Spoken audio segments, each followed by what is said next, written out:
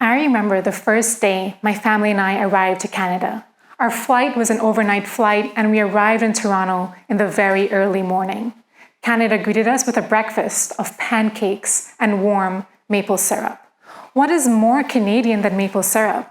But did you know that maple syrup is among the top 10 most adulterated foods globally? Maple syrup, also known as Canada's liquid gold, is often adulterated with other sugar syrups. Adulteration, or food fraud, is a deliberate misrepresentation of food for economic gain, which means that consumers pay more for a lower value product.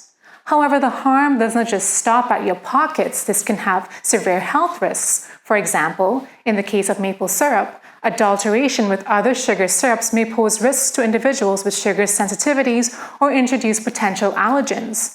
Conventional quality testing of maple syrup often looks at the amount of predominant sugar present, or sucrose. However, this can be easily falsified. The more accurate methods of detection, for example, the separation and identification of the chemical compounds in a sample, are often expensive, time-consuming, and requires the skills of highly trained personnel.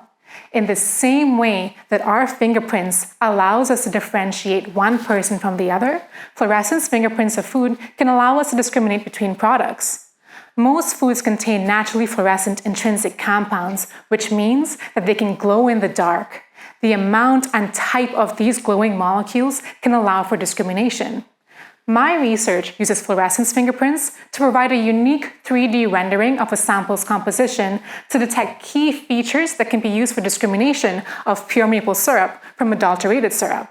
I examined the adulteration of dark and amber maple syrup with common maple syrup adulterants, namely beet, corn, and rice syrups, at values ranging from 1 to 50%.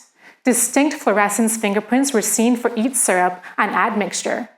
Using the distinct features that I observed, I proposed alternative methods to improve the detection of maple syrup adulteration at 70 to 100%, depending on whether I applied these features in a fluorescence ratio index or applied them using machine learning.